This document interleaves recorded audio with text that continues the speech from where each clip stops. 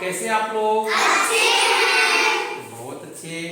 आज देखिए हम लोग हिंदी की कक्षा में उपस्थित हुए हैं और हिंदी की प्रसिद्ध कवि भक्त कवि तुलसीदास जी के बारे में, उनकी रचनाओं के बारे में हम लोग पढ़ने के लिए उपस्थित हुए ना? Yes sir.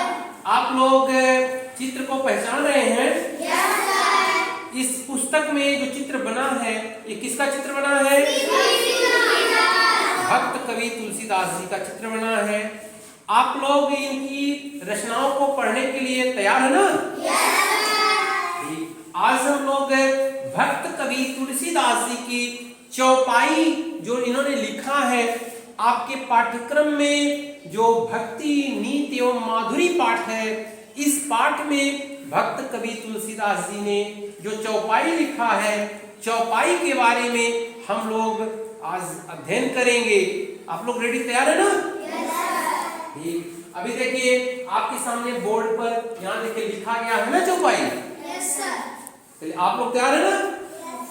काबर साजब कृषि सुखाने, काबर साजब कृषि सुखाने, काबर साजब कृषि सुखाने, काबर साजब कृषि सुखाने, समय चूकी पुनि का पछताने। समय चूकी का पछताने। देखिए इस चौपाई में तुलसीदास जी ने बहुत अच्छा वर्णन किया है। तुलसीदास जी कहते हैं कि कां वर्षा जब कृषि सुखाने।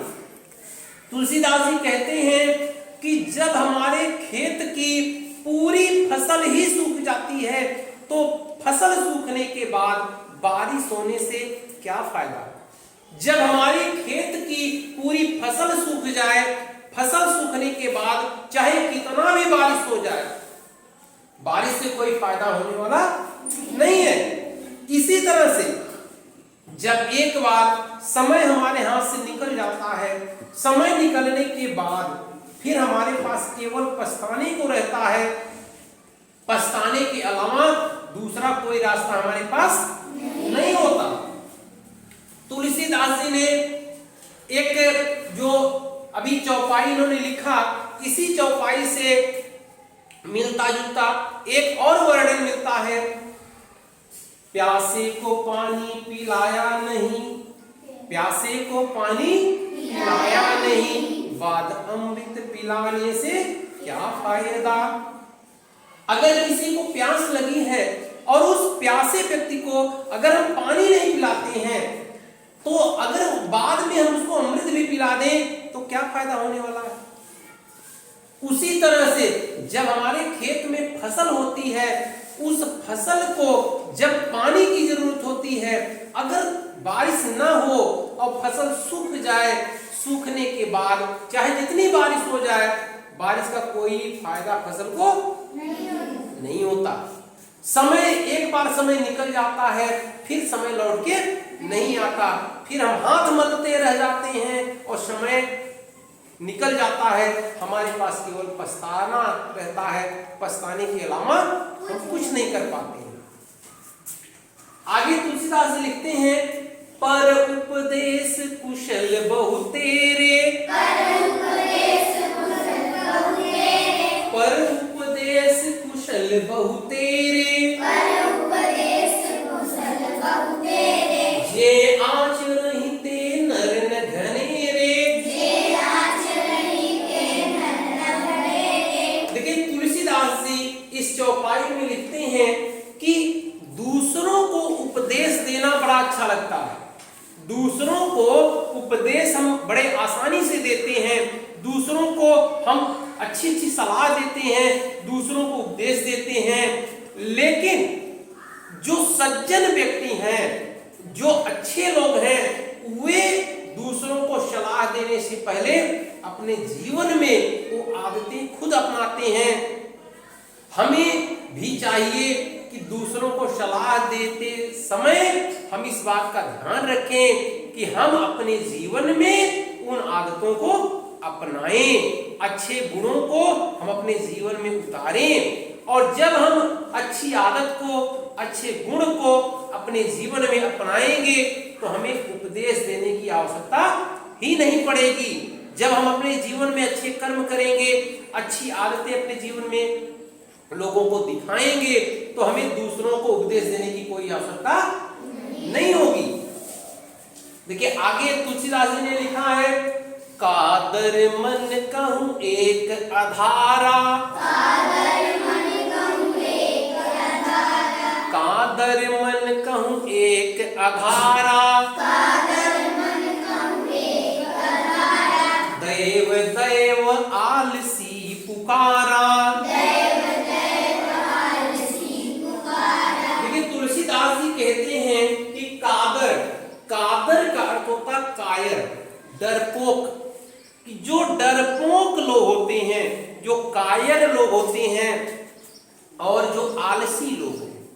आलसी का मतलब आप लोग समझते हैं ना, आलसी का मतलब जो कोई काम करना नहीं चाहता, जो केवल आराम चाहते हैं, हर काम से अपना मन चुराते हैं कि हमें कोई काम न करना पड़े, वो केवल आराम करना चाहते हैं, सुस्त रहते हैं, वो आलसी होते हैं।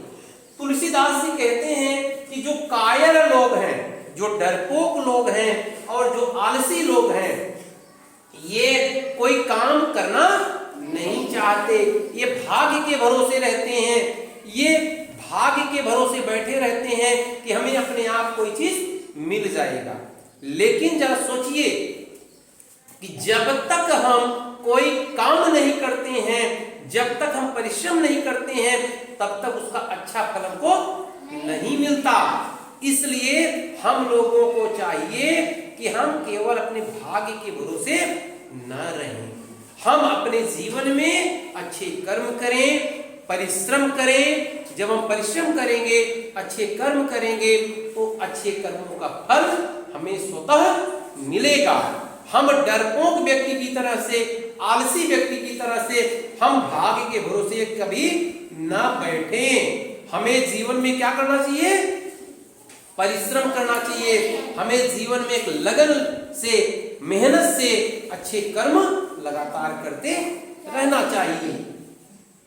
तुलसीदास जी आगे लिखते हैं कि हित अनहित पशु पक्षी जाना, हित अनहित पशु पक्षी जाना, हित अनहित पशु पक्षी जाना, हित अनहित पशु पक्षी जाना, मानुष तन गुण ज्ञान निधाना, मानुष तन गुण ज्ञान निधाना। देखिए तुलसीदास जी आगे लिखते हैं कि हित अनहित, कि पशु पक्षी जाना, कि इस संसार में जो पशु हैं, जानवर हैं और पक्षी हैं, ये भी अपना भला बुरा समझते हैं।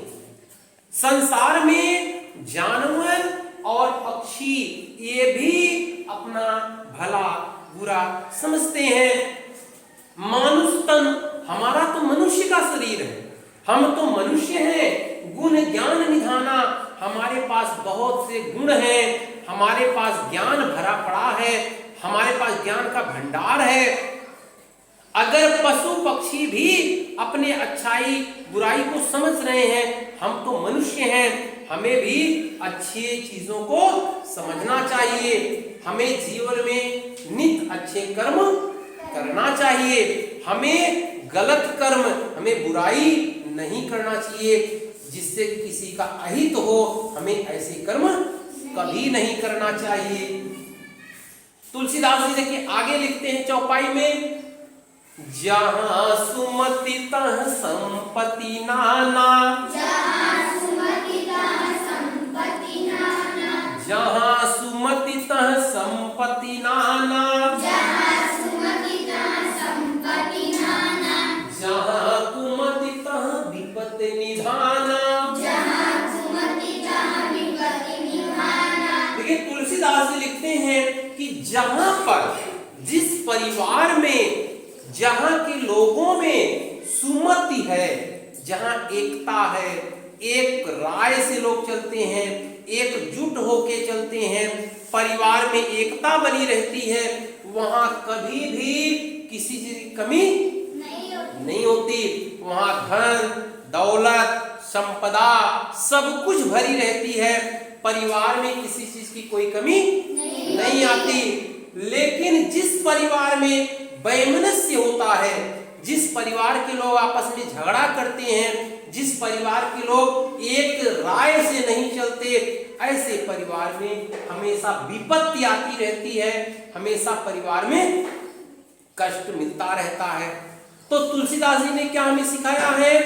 तुलसीदास जी ने सिखाया कि हमें परिवार में एकजुट होकर के एक राय से, एक विचार से सबको रहना चाहिए।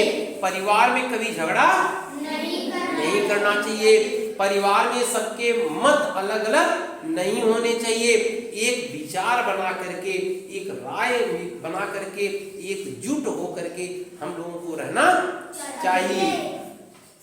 और अंतिम चौपाई में तुलसीदास जी ने क्या लिखा है?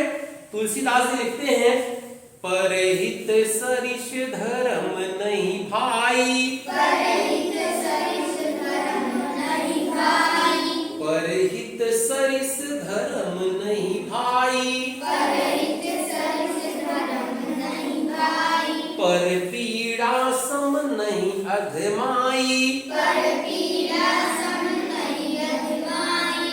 तुलसीदास जी ने लिखा है, तुलसीदास जी कहते हैं कि परहित सरिष धर्म नहीं भाई। अगर हम दूसरों का भला करते हैं, दूसरों के साथ अच्छा व्यवहार करते हैं, दूसरों की अच्छाई करते हैं, दूसरों के लिए अच्छे कर्म करते हैं, यही सबसे बड़ा धर्म है, सबसे बड़ा पुण्य का काम है कि हम दूसरों के लिए भलाई का काम करें।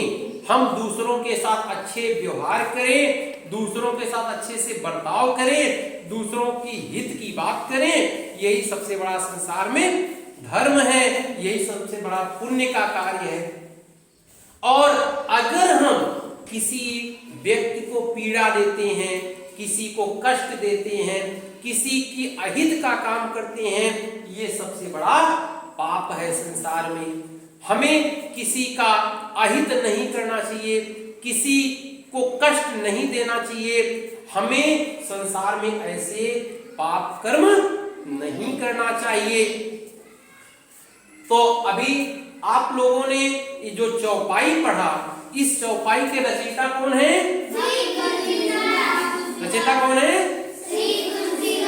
अच्छा, तुलसीदास जी।